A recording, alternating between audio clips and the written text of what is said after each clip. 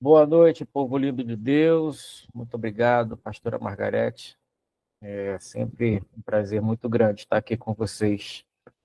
Sempre uma alegria muito grande. E hoje, conforme havia combinado com os irmãos, ah, durante esses 3 meses, né, a gente tem feito uma caminhada refletindo em cima de um texto que a gente pode encontrar ele tanto em Mateus como em Lucas, como em Marcos, mas eu, para seguir como referência, eu tenho lido com os irmãos sempre o texto de Mateus, do capítulo 22, do verso 36 ao 40. Só para retomar o fio da meada, a gente está falando sobre três amores, né? 3 vezes amor.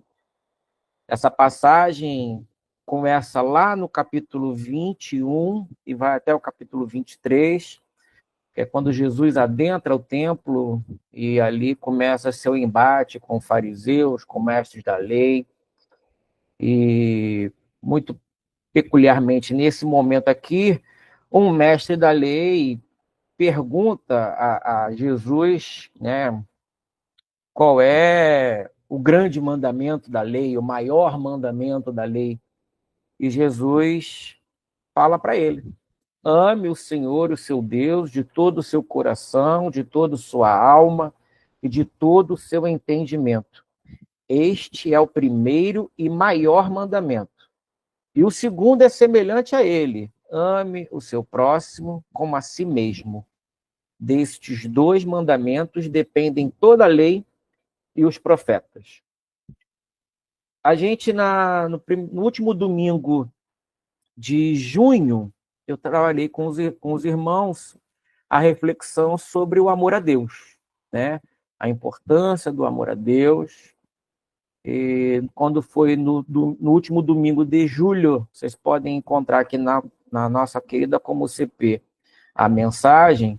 Eu trabalhei com os irmãos, né? A gente refletiu, a gente meditou sobre o amor ao próximo. E agora eu quero falar sobre esse terceiro amor que Jesus fala, né? Que é o amor a si mesmo. E eu diria que é o amor mais perigoso de todos. Mais perigoso de todos. E eu quero começar refletindo com os irmãos, lembrando um aforismo de Sócrates. Sócrates usava como seu principal aforismo, como a sua principal frase de efeito, ou que comandava o seu pensamento, era uma frase que ficava escrito na frente do templo de Apolo, né? Que é, ele vira e fala assim: conhece-te a ti mesmo.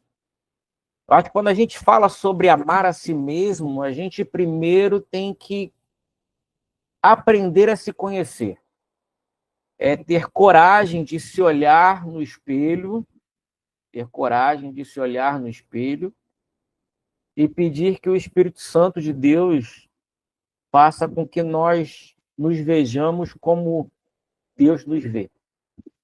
Sem máscaras, sem enfeite, sem maquiagem, como realmente, verdadeiramente somos. Porque quando a gente consegue conhecer as nossas fraquezas, porque conhecer a nós mesmos é reconhecer as nossas fraquezas, reconhecer naquilo que nós somos falhos, naquilo que nós precisamos melhorar, naquilo que nós precisamos amadurecer. Não se pode amar a si mesmo sem conhecer as fraquezas que nós possuímos, porque o amor, ele demanda conhecimento. Ninguém ama aquele que não conhece. E é muito importante a gente aprender a amar a si mesmo e conhecendo as nossas fraquezas, porque isso vai fazer com que a gente confronte e aprenda sobre liberdade e autodomínio. Quando a gente conhece a si mesmo, a gente para de ser escravo das ilusões do mundo. A gente consegue aprender a superar os nossos medos. A gente consegue a compreender quais são as nossas angústias, a gente consegue compreender quais são as coisas que tiram o nosso centro de gravidade e faz com que a gente comece a funcionar de uma forma errada. Porque precisamos aprender a nos relacionar com o mundo. Então, só quando a gente tem coragem de se ver e se enxergar como somos, e aí não é saber do que o outro, como o outro nos vê, é a gente ter coragem de, nas nossas orações, nas nossas súplicas de relacionamento, intimidade com Deus, conforme nós falamos lá do amor a Deus, que demanda intimidade e conhecimento, é nesse processo de relação de intimidade com o Senhor, pedir para que os nossos olhos sejam desfeitos de nuvens, de véus, de impurezas que não nos permitem ver como somos. Então, quando a gente consegue se enxergar e a gente consegue compreender quais são os nossos medos, as nossas ilusões, as nossas angústias, a gente deixa de ser escravo das armadilhas que o mundo coloca para a gente. Então, quando a gente compreende essa dinâmica e do nosso relacionamento com o mundo a partir da verdade de quem somos, fica muito mais fácil. Nós nos tornamos capazes de escolher caminhos a seguir. Porque só com conhecimento a gente sabe o caminho a trilhar. E se a gente não se conhece, se a gente não conhece os nossos medos, as nossas angústias, as nossas fraquezas, a gente fica muito vulnerável e muito tendencioso a escolher caminhos que vão ser caminhos maus para nós, caminhos que vão nos afastar do Senhor.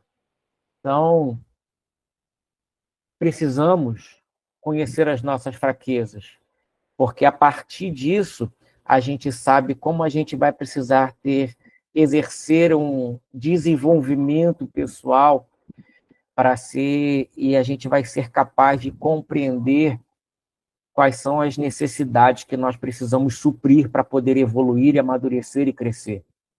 Porque não há propósito maior que Deus quer para nós que não seja que nós verdadeiramente amadurecemos. Paulo fala muito isso, né? Que precisamos deixar de ser crianças que se nutrem de leite. Precisamos agora, nessa nossa caminhada, a gente passar a se alimentar com um alimento sólido. Chega de desculpa. Chega de colocar culpa em terceiros.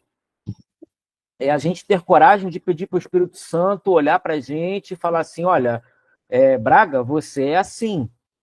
Você reconhece os seus pecados, você reconhece as suas fraquezas, então agora vamos enfrentá-los. Vamos enfrentá-los.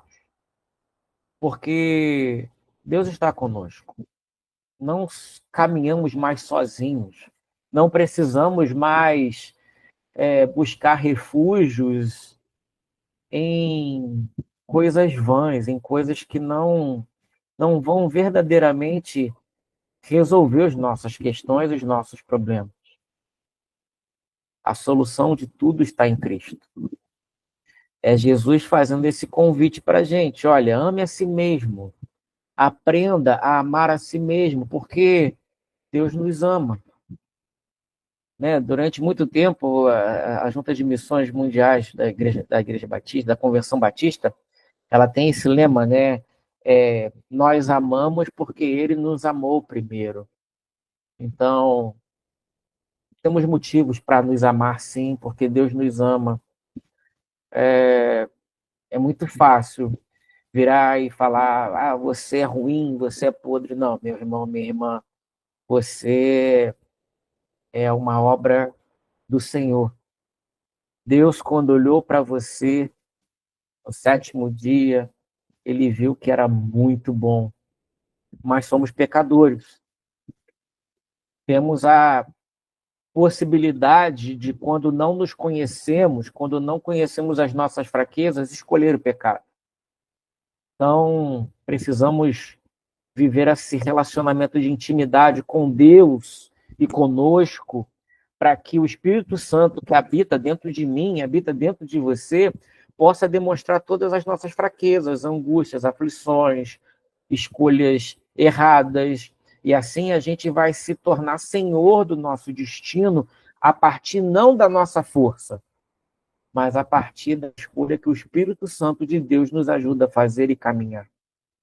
Então, primeiramente, precisamos conhecer as nossas fraquezas. Só conhecendo as nossas fraquezas, nós podemos amar a nós mesmos. Segundo, precisamos nos perdoar. É importantíssimo que nós aprendamos a nos perdoar. E eu falo isso, meus irmãos, como uma pessoa que é muito teimosa. Eu sou muito teimoso. E eu tenho muita dificuldade de me perdoar. E vira e mexe o Espírito Santo me dá aquela lapada, né? Você se acha Deus? João escreve na sua primeira carta, no primeiro capítulo, versículo 9, ele diz assim: se confessarmos os nossos pecados, ele, é Deus, é fiel e justo para perdoar os nossos pecados e nos purificar de toda injustiça. Ou seja, eu confesso o meu pecado, me arrependo verdadeiramente, busco contrição e transformação através do Espírito Santo que habita em mim. Mas aí depois eu viro no dia seguinte e falo assim: eu não consigo me perdoar. Então, isso mostra que a gente, na verdade, está se tornando Caim. A gente está se tornando arrogante, prepotente, orgulhoso, achando que a gente é melhor do que Deus, porque a palavra de Deus diz que ele é fiel e justo para nos perdoar e nos purificar de toda injustiça. E aí a gente vira e fala assim: eu não consigo me perdoar.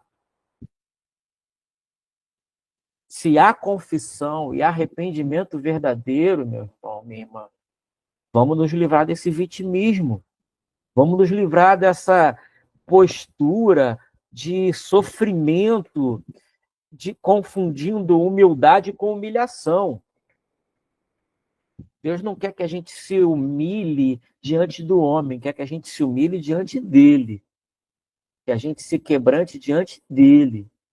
Então a gente precisa encontrar humildade e aceitar que o perdão que Deus nos deu, ele é verdadeiro, a não ser que a gente não tenha se arrependido e a nossa confissão não tenha sido verdadeira. Mas se há confissão e se há arrependimento verdadeiro, precisamos aprender a nos perdoar, meus irmãos. Precisamos aprender a aceitar o perdão de Deus e buscar nele um propósito de crescimento e amadurecimento espiritual. O perdão nos proporciona isso. É a gente se livrar da culpa que Cristo já pagou por nós, ou a gente quer que o nosso Senhor tenha sofrido em vão. Somos melhores do que Deus? Precisamos aprender a nos perdoar, meus irmãos. Precisamos aprender a curar as nossas feridas do passado. Quantos de nós vivemos carregando feridas que nos angustiam dia após dia? Quantos de nós vivemos com fantasmas do passado, de dores do passado, vivendo em nossa mente, impedindo que nós tenhamos um relacionamento verdadeiro e íntimo com o Espírito Santo de Deus? Precisamos ouvir a voz do Espírito, meus irmãos. Não podemos silenciar a voz do Espírito que habita em nós. Não podemos deixar que as dores, as angústias, os sofrimentos do passado sejam senhores da nossa vida. Precisamos aprender a nos perdoar e perdoar aqueles que nos fizeram mal. Não é fácil, meus irmãos. Eu sei o que eu estou falando. Não é fácil perdoar aquele que nos faz mal. mas não nos é dada outra opção. Jesus diz que não temos outra opção. Em sua oração, que ele nos ensina, perdoa as nossas dívidas como nós perdoamos aos nossos devedores. Ou seja, há uma condicional, meus irmãos. Ou nós perdoamos aqueles que nos machucaram e nos flagelaram, ou então nós seremos eternos reféns de mal que não pode mais nos alcançar. Se for preciso, meu irmão, faça terapia, procure ajuda, tome medicações, está deprimido, procure um psiquiatra, toma medicações. Olha, meus irmãos, prestem bastante atenção nessa frase que eu vou falar para vocês. A oração ajuda a resolver todos os problemas da vida humana. Mas nem todos os problemas da vida humana são resolvidos somente com oração. Vou repetir. A oração ajuda a resolver todos os problemas da vida humana. Mas nem todos os problemas da vida humana são resolvidos somente com oração. A gente precisa buscar ajuda. Fazer terapia, está passando por problemas de depressão, vai buscar um grupo de ajuda, um psicólogo, um psiquiatra. Está com dificuldade de se perdoar, de compreender os processos da dor, da ferida do passado, vai lá trabalhar isso em terapia, vai se ouvir. Se você tem um pastor que possa te ouvir, vai conversar com ele, mas vai procurar um psicólogo também, meu irmão. Hoje é o dia do psicólogo. Por falar nisso, hoje é dia do psicólogo. É muito importante. Eu não deixo de fazer minha terapia, não deixo de tomar meu antidepressivo. Tudo, eu creio que tudo é feito para a glória de Deus. Tudo acontece nesse mundo por conhecimento e consentimento de Deus. Então, se um psicólogo pode tratar da minha mente, é porque o Senhor ele me ajuda. É claro, eu vou procurar um psicólogo que seja cristão. Pelo menos, eu penso assim, né? Que seja alguém que não vá rebater a minha fé.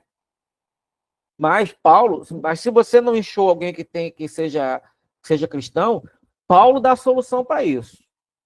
Paulo dá a solução para isso. Se você está ouvindo alguma coisa que não está tudo bem, retém o que é bom, meu irmão. Retém o que é bom e vai buscar a solução e as respostas na Bíblia. Tudo, tudo, tudo que nós precisamos saber, nós encontramos no nosso relacionamento com Deus. Deus fala conosco, meus irmãos. Eu, essa semana, estava conversando. Para complementar minha renda, eu tenho trabalhado de moto Uber. Ontem, deixei minha filha com minha ex-esposa e fui sair para trabalhar. A moto não pegou. Não ligou de jeito nenhum, não ligou. Então, eu todo dia, antes de sair para trabalhar, eu oro, Senhor, me ajuda, me ilumina, me guia. O Senhor é o Senhor dos meus caminhos, que se for para a honra e glória do teu nome, que o Senhor me ajude a sair para trabalhar. A moto não pegou. Desliguei tudo, voltei para casa, tomei um banho, botei um pijama, fui ler, fui preparar, terminar de preparar a mensagem de hoje, que estava tudo alinhavado, fui escrever tudo. Falei, e dei graças a Deus. Hoje de manhã, primeira coisa que eu fiz, liguei a moto pegou de primeira. Às vezes a gente fica procurando sarças ardentes para Deus falar conosco, mas Deus fala conosco de pequenas coisas. A gente ora, pede resposta, Deus responde, mas a gente às vezes não gosta da resposta, a gente só quer ouvir sim, sim, sim, sim. Então, a gente tem que ter maturidade. Relacionamento com Deus é ter maturidade. Ou seja, amar a Deus, amar ao próximo e amar a si, a gente precisa viver um relacionamento de intimidade. Sabendo que A nossa oração é a forma de falar com Deus, e Deus, às vezes, usa coisas, pessoas e situações para falar conosco. Mas não vamos perder o fio da meada. Primeira coisa que nós precisamos fazer para amar a si mesmo é conhecer as nossas fraquezas. Segunda coisa, precisamos aprender a nos perdoar. E terceira e última, mas não menos importante, tudo que façamos para a glória de Deus. E aqui eu quero ser bastante cuidadoso com os irmãos, porque é um grande perigo quando a gente fala que devemos fazer tudo para a glória de Deus, e eu quero ter certeza que estou sendo bem compreendido. Na teologia, existe um debate muito interessante, que é o porquê Deus criou o homem. Vocês já se perguntaram por que Deus criou vocês? Eu geralmente me pergunto, fico questionando. Às vezes fica eu e Deus numa resenha, geralmente às vezes ele não responde, mas eu falo, e depois a gente tem que ficar atento, porque a gente fala, o Espírito Santo está dentro de nós, a gente tem que ficar atento aos sinais que o Espírito vai dando para a gente, das respostas, das perguntas que fazemos. O problema é que a gente pergunta que a resposta na hora, não teve resposta na hora, fica bicudo. Não pode ser assim. Então, tem gente que crê que Deus fez os homens para a glória dele, que Deus fez o homem para adorá-lo, que Deus fez o homem para se prostrar aos seus pés. Eu não creio nisso. Porque o Deus que eu creio não é o Deus vaidoso. Não é o Deus que precisa do meu louvor. Ele não precisa da minha glória. Ele não precisa da minha adoração. Ele é Deus. Ele não tem problema de caráter. Deus não tem falha de caráter. Deus não é vaidoso. Deus não precisa do Braga para ele se sentir Deus. Deus nos fez, Deus nos criou, isso eu creio verdadeiramente. E conforme eu falei lá na primeira mensagem, lá em junho, Deus nos fez para que nós nos relacionemos com Ele. É a partir desse relacionamento com Deus, porque Deus nos fez com intelecto, nos fez questionadores. Meus irmãos, eu creio que Deus está mais nas perguntas do que nas respostas. Eu sempre fico com o pé atrás com aquelas pessoas que são cheias de verdades. Para mim, só existe uma verdade: Jesus Cristo. Só. A única verdade que eu conheço é Jesus Cristo. Uma pessoa que vira para ti e fala verdades, é isso, aquilo e aquilo outro, duvide. Duvide, porque Deus nos fez questionadores. Deus nos fez perguntadores. Por quê? Porque Ele usa o Espírito Santo de Deus para nos trazer respostas. Então, é através do nosso intelecto, da nossa curiosidade, dos nossos questionamentos. Por isso que nós precisamos receber esse dom e talento que Deus nos deu e não enfiar ele embaixo do colchão. Nós precisamos frutificar. Então, nós precisamos ler a sua palavra, estudar, viver um relacionamento, trabalhar na sociedade, fazer com que a obra e o reino de Deus se espalhe por toda a terra. Como? Com relacionamento com Deus, relacionamento com o próximo. Eu creio verdadeiramente, meus irmãos, que o resultado da vida, do viver que Deus quer para nós, isso sim, é para a glória dele.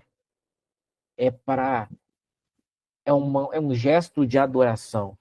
Quando Jesus fala que ele veio para que tenhamos vida e tenhamos vida em abundância, é este viver em abundância que nós vamos estar glorificando a Deus, que nós vamos estar adorando. Como? Nos relacionamentos. Para mim, são 4 pilares. Nos relacionando com Deus, nos relacionando com o próximo, nos relacionando conosco mesmo, e nos relacionando com a criação, com a natureza, com os bichos. Nós não podemos simplesmente achar que a natureza está aí para nos servir. Não. Deus nos fez cuidadores do seu jardim.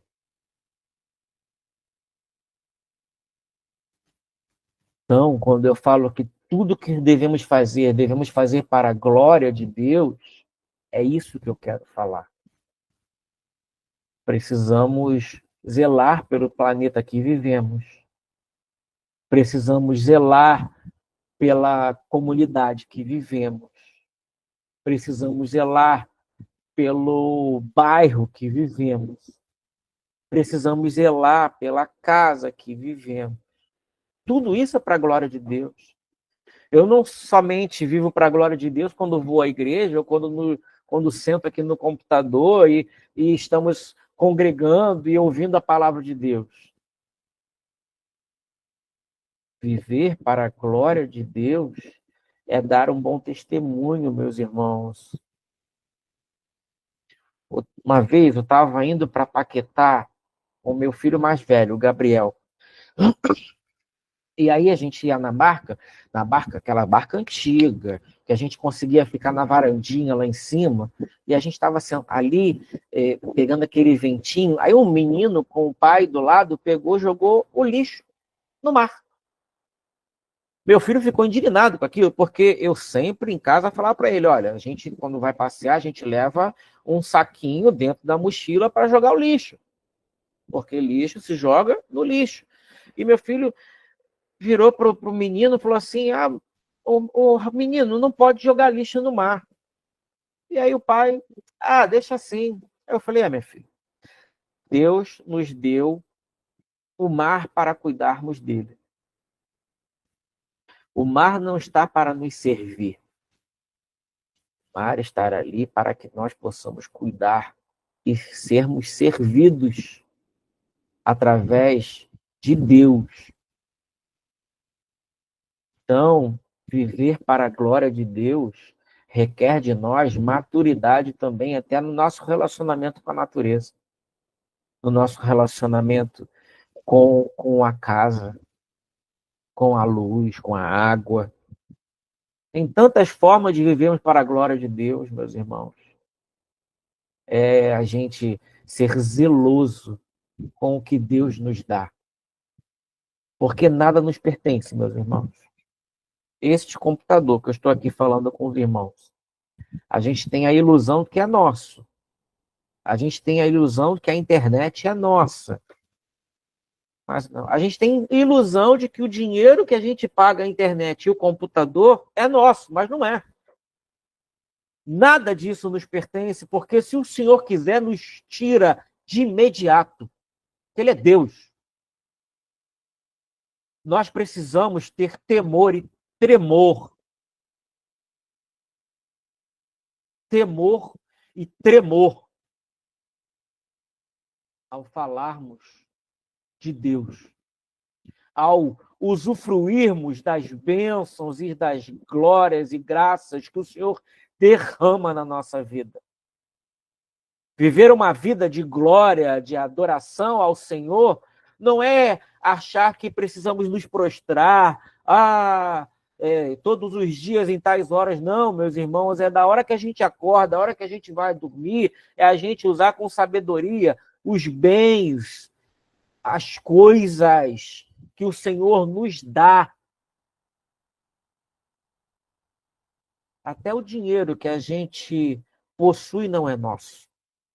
Por isso nós precisamos dizimar, para que a obra do reino de Deus seja feita na terra, porque, meus irmãos, Deus não precisa do meu dinheiro nem do seu dinheiro.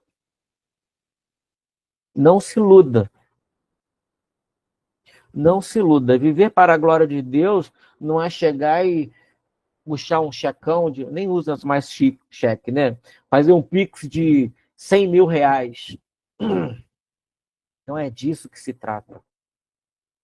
O dinheiro vai ser usado para o seu reino, vai ser muito bem-vindo, mas viver para a glória de Deus é reconhecer que tudo que temos, somos, possuímos, fazemos, deve ser com o único propósito: trazer o reino de Deus para a terra.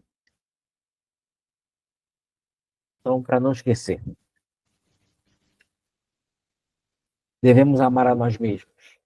E para isso, meus irmãos, precisamos conhecer as nossas fraquezas. Segundo, precisamos aprender a nos perdoar. Não somos Deus. Terceiro, a nossa vida, o fruto produzido através da nossa vida, deve refletir uma vida de glória e adoração ao Senhor. Meu amado irmão e minha amada irmã,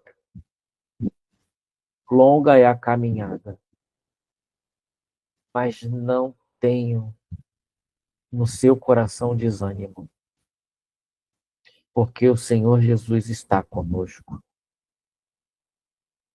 Meu irmão e minha irmã, eu creio nisso verdadeiramente.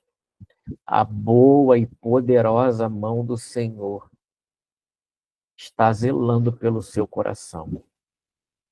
Se quebrante e derrame e entregue o seu coração nas mãos daquele que é capaz de fazer nova todas as coisas.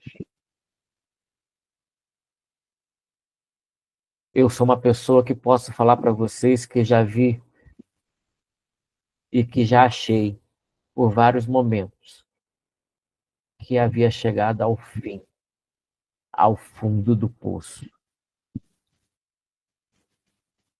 Mas, meus irmãos, Deus não desiste de nós.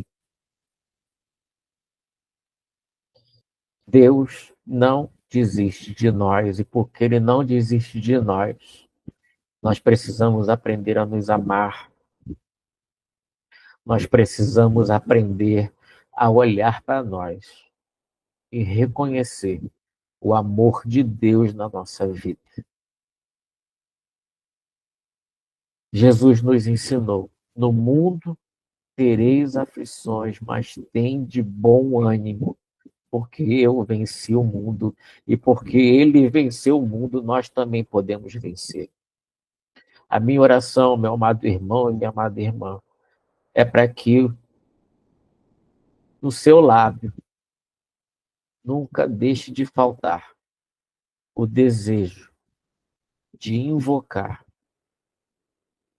o doce e bom nome de Jesus Cristo, nosso Senhor e Salvador, nosso pastor e mestre. Eu desejo que essa palavra tenha encontrado em seu coração terreno fértil e que o Espírito Santo de Deus faça florescer a sua obra no tempo que é dele, por ele e para ele. Amém. Até mês que vem, se Deus quiser.